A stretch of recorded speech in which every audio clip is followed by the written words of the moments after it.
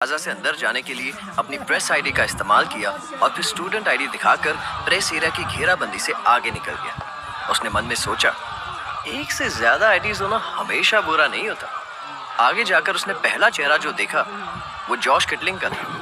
वो एक temporary platform पर खड़ा मेगाफोन पर चिल्ला रहा था। दूसरा चेहरा रैंडी रॉबर्टसन का था, जो थोड़ा इम्प्रेस्ड लेकिन डरा हुआ लग रहा था। जॉश ने मेगाफोन घुमाकर पीटर को देखा और ताना मारा, आखिरकार मर्द बनने का फैसला कर ही लिया पाकर। पीटर भीड़ को चीर कर आगे बढ़ा और शांत आवाज में बोला, जॉश, मैं स्कॉलरशिप फंडिंग को सपोर्ट करता हूँ। सच कहूँ तो अगर स्कॉलरशिप नहीं होती तो मैं यहाँ पढ़ भी नहीं पाता। जॉश ने बीच में टोका, मैं भी यही कह रहा हूँ जीनियस। वो स्कॉलरशिप तुम्हें बिका हुआ बनाती है, जबकि हम जैसे लोग जो पाई पाई जोड़कर यहाँ आए हैं, हमें बाहर निकाला जा रहा है। पीटर ने चारों तरफ घबराई हुई भीड़ को देखा। मैं समझ रहा हूँ जॉश, पर अगर तुम इतनी बड़ी भीड़ के साथ बिल्डिंग पर कब्जा करोगे तो भगदड़ मच सकती है, लोग घायल हो सकते हैं।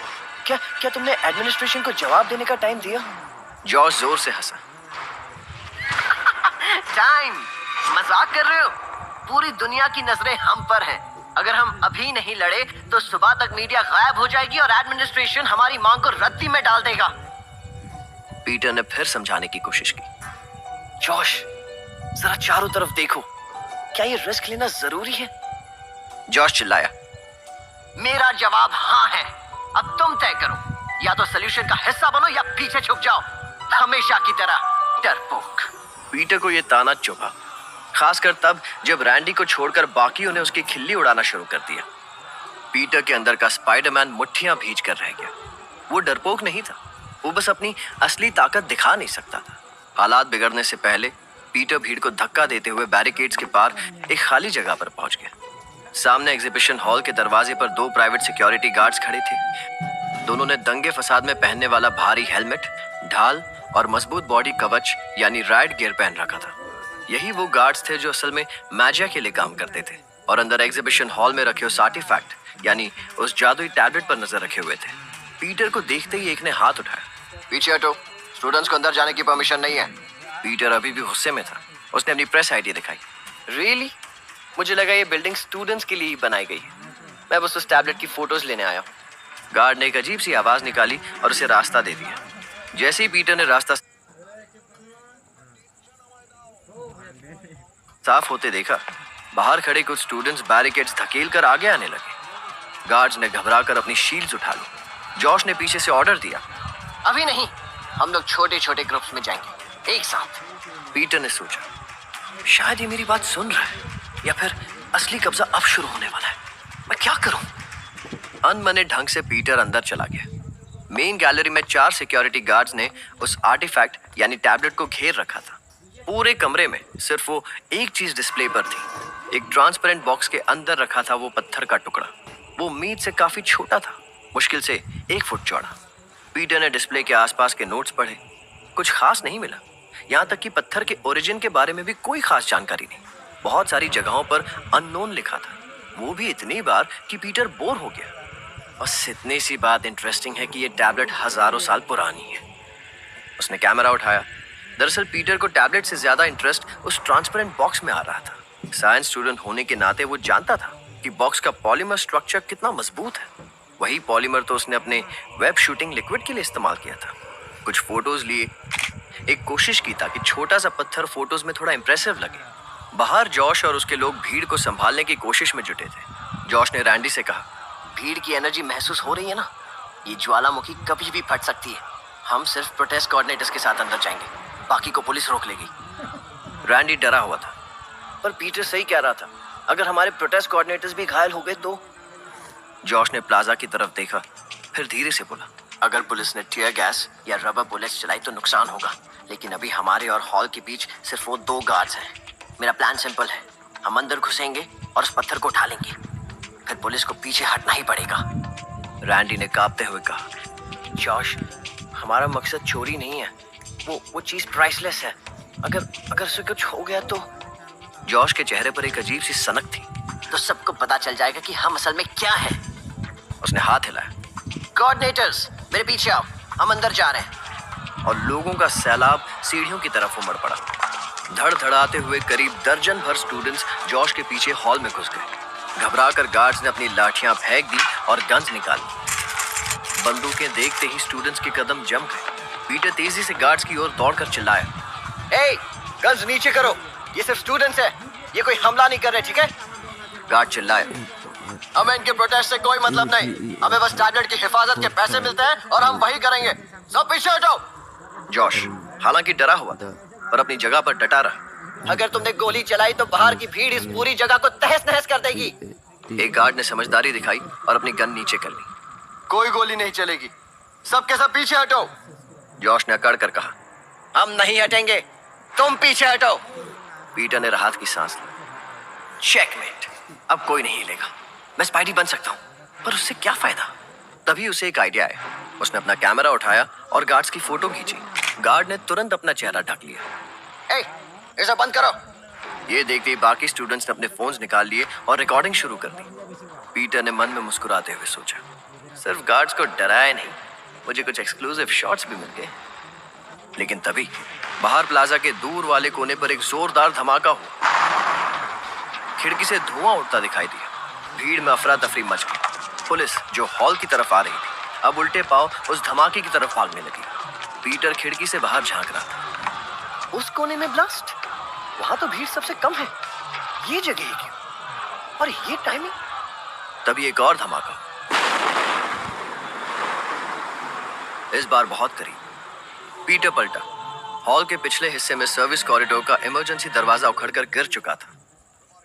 धुएं के बीच 6 हथियारबंद लोग अंदर दाखिल हुए। उनके कपड़े देखकर लग रहा था वो प्रोटेस्टर जैसे ही थे, लेकिन उनकी चाल मिलिट्री जैसी सधी हुई थी और उनके पीछे गली में एक आलीशान लग्जरी कार खड़ी थी। पीटर समझ गया, धमाका सिर्फ एक डिस्ट्रैक्शन था, पुलिस को दूर भेजने के लिए। Smart move. तभी दरवाजे से एक विशाल परछाई अंदर आई। पहले पीटर को लगा 3 आदमी साथ में आ रहे हैं, लेकिन जब वो रोशनी में आया तो पीटर की सांस अटक गई। वो विल्सन फिस्क था, द किंगपिन। उसने एक टेलर्ड सूट पहना था, जैसे वो किसी अवार्ड फंक्शन में आया, चोरी करने नहीं। उसका गंजा सिर रोशनी में चमक रहा था और हाथ में वो मशहूर हीरे से जड़ी छड़ी थी। उसने अपनी भारी आवाज में ऑर्डर दिया, मेन गैलरी की ओर बढ़ो और गैस मास्क तैयार रखो। पीटर हैरान था। किंगपिन? मैंने इसकी फोटोज देखी है, पर असलियत में तो ये किसी पहाड़ जैसा लगता है। ये यहाँ खुद क्या कर रहा है? किंगपिन किसी बुलडोजर की तरह स्टूडेंट्स के बीच से आगे बढ़ा। उसने पीटर को एक कंधे से धक्का दिया। अपनी पहचान छिपाने के लिए पीटर ने खुद को गिरने दिया। किंगपिन के आदमियों ने गार्ड्स को संभलने का मौका भी नहीं दिया और उन्हें गिरा दिया। फिर उन्होंने हॉल के दरवाजों को लोहे की रॉड से बंद कर दिया। अब स्टूडेंट्स अंदर फंस चुके थे। जॉश गार्ड्स को गिरते देख हक्का बक्का रह गया। तुम ऐसे नहीं कर सकते, कहते हुए किंगपिन की तरफ वो आगे बढ़ा ही था कि किंगपिन ने उसे एक हाथ से हवा में उठा दिया, जैसे वो कोई कागज का खिलौना हो। ये देखकर रैंडी और 2-3 स्टूडेंट्स जोश में आगे बढ़े। उसे छोड़ो। लेकिन किंगपिन के गुंडों ने उन पर बंदूकें तान दी। एक हवाई फायर ने सबके कदम रोक दिए। किंगपिन ने जॉश का फोन छीना और उसे अपने हाथ से चूर चूर किया और जॉश को नीचे गिरा दिया। फिर वो स्टूडेंट्स की तरफ मुड़ा।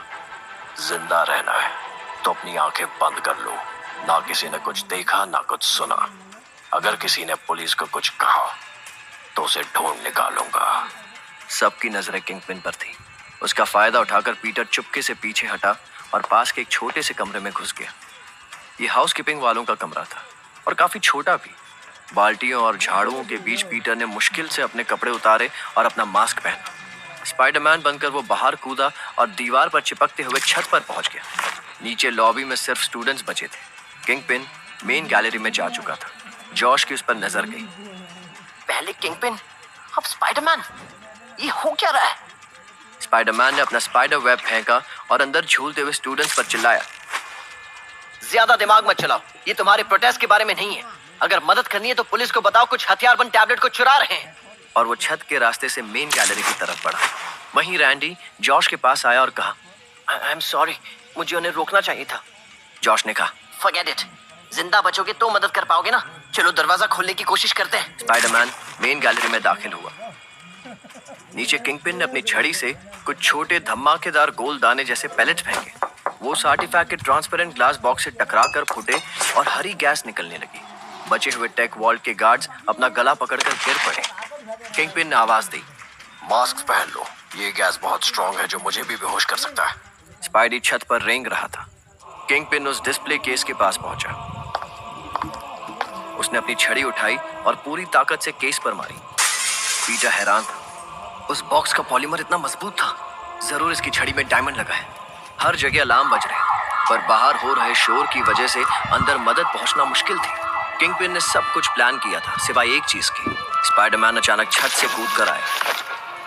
एक्सक्यूज मी, तुम्हारे चेहरे पर कुछ लगा है? किंगपिन जैसे ही मुड़ा, स्पाइडरमैन का मुक्का सीधे उसके जबड़े पर लगा। किंगपिन लड़खड़ाया। स्पाइडरमैन ने बिना वक्त गवाए वेब शूट किए और किंगपिन के 2 गुंडों को गिरा दिया। लेकिन जब वो किंगपिन की तरफ पलटा तो हैरान रह गया। वो अभी भी खड़ा था। स्पाइडरमैन ने कहा, व्हाट? अब तक तो इसे गिर जाना चाहिए था। लेकिन किंगपिन ने फुर्ती दिखाई। उसने हवा में छलांग लगाई और स्पाइडरमैन को बीच हवा में ही अपनी बाहों में जकड़ लिया। दोनों जमीन पर गिरे। किंगपिन ने उसे एक बेर हग में जकड़ रखा था। अक्सर मेरे दुश्मन मेरे मसल्स को चर्बी समझने की भूल करते हैं। स्पाइडरमैन की पसलियां चरमराने लगी। उसने मजाक करने की कोशिश की। और तुम्हारे इस टकले सिर को छोटे बच्चों का पिछवाड़ा समझने की भूल नहीं करते? क्योंकि यहाँ से नजारा बिल्कुल वैसा ही है। किंगपिन का गुस्सा बढ़ा और उसने अपनी पकड़ मजबूत कर दी। तुम्हारी मौत नजदीक है कीड़े। स्पाइडरमैन का दम घुट रहा था। ताकत से नहीं, दिमाग से, उसने सोचा। और अचानक उसने अपना शरीर बिल्कुल ढीला छोड़ दिया, जैसे वो बेहोश हो गया। किंगपिन को लगा खेल खत्म हो गया। उसने अपनी पकड़ ढीली की और स्पाइडरमैन को उठाकर जमीन पर पटकने के लिए ऊपर उठाया। यही मौका था। लेकिन तभी, उससे दूर रहो! रैंडी रॉबर्टसन दौड़ता हुआ आया और किंगपिन की पीठ पर कूद गया। स्पाइडरमैन चिल्लाया, रैंडी नहीं! रैंडी ने किंगपिन की गर्दन पकड़ने की कोशिश की। किसी को तो तुम्हें रोकना होगा। किंगपिन ने एक झटके में रैंडी को ऐसे फेंका जैसे वो कोई मक्खी हो। रैंडी की बॉडी दीवार से टकराई और वो नीचे गिर गया। एक भारी पत्थर का टुकड़ा उसके ऊपर आ गिरा। वो हिल नहीं रहा था। स्पाइडरमैन के अंदर का गुस्सा फूट पड़ा। वो तेजी से किंगपिन की ओर मुड़ा और घूंसों की बरसात कर दी। इस बार कोई मजाक नहीं। उसने किंगपिन को पीछे धकेला और दीवार में दे मारा। किंगपिन के पास संभलने का मौका ही नहीं था। स्पाइडरमैन ने उसे तब तक मारा जब तक किंगपिन घुटनों पर नहीं आ गया। उसका चेहरा फर्श पर था। उठो, लड़ो मुझसे! स्पाइडरमैन चिल्लाया। तभी पूरी इमारत हिलने लगी। उनकी लड़ाई में मेन बीम टूट चुकी थी। छत गिरने वाली थी। स्पाइडरमैन ने रैंडी की तरफ देखा। वो अभी भी बेहोश था। फिर उसने किंगपिन को देखा, जो फिर से उठने की कोशिश कर रहा था। किंगपिन ने पास पड़ा एक भारी पत्थर उठाया और उस टैबलेट ग्लास केस पर दे मारा। ग्लास टूट गया। छत से मलबा गिरने लगा। पीटर के पास एक चॉइस थी, किंगपिन को पकड़ना या रैंडी को बचाना। टैबलेट फिर कभी, आज नहीं। उसने रैंडी को अपने कंधे पर उठाया, एक वेब ऊपर फेंका और गिरती हुई छत के बीच से झूलता हुआ बाहर निकल गया। लॉबी में पहुंचकर उसने रैंडी को नीचे लिटाया। रैंडी करहा रहा था। पीटर ने राहत की सांस ली। उठो दोस्त, पार्टी खत्म हुई। रैंडी ने पलकें हिलाई और पूछा, क्या हुआ? किंगपिन भाग गया? तभी बाहर सर्विस लेन में एक तेज गाड़ी के भागने की आवाज आई। स्पाइडरमैन ने अफसोस से कहा, फिलहाल तो हाँ। सामने के दरवाजे से पुलिस और स्वॉट टीम अंदर घुस रही थी। स्पाइडरमैन ने रैंडी को देखा। पुलिस तुम्हें संभाल लेगी। और वो वहां से गायब हो गया। छत पर बैठकर स्पाइडरमैन ने अपनी पसलियों को सहलाया। रोड रोलर के साथ कुश्ती लड़ी हो। नीचे प्लाजा में पुलिस स्टूडेंट्स को गिरफ्तार करके वैन में डाल रही थी। तभी पीटर की नजर एक आदमी पर पड़ी। सफेद शर्ट और टाई पहने रॉबी रॉबर्टसन पुलिस वालों से बहस कर रहे थे। उनके चेहरे पर अपने बेटे के लिए चिंता साफ दिखाई दे रही थी। एक पुलिस वाला उन्हें रैंडी के पास ले गया। रैंडी का हाथ टूटा हुआ था, लेकिन उसे एम्बुलेंस की जगह पुलिस वैन की लाइन में खड़ा किया गया। पीटर का दिल भारी हो गया। घायल भी हुआ और अब अरेस्ट भी हो गया। कॉलेज का पहला सेमेस्टर तो सच में धमाकेदार निकला। नीचे सड़क पर एक काली लग्जरी कार तेजी से 6th एवेन्यू की तरफ जा रही थी। पीटर ने अपनी मुट्ठी भींची। किंगपिन वो टैबलेट ले गया, लेकिन ये खेल अभी खत्म नहीं हुआ। अभी नहीं। क्या स्पाइडरमैन किंगपिन को पकड़ पाएगा? जब सिल्वरमेन को इस चोरी के बारे में पता चलेगा तो वो क्या करेगा? जानने के लिए सुनते रहिए पॉकेट FM।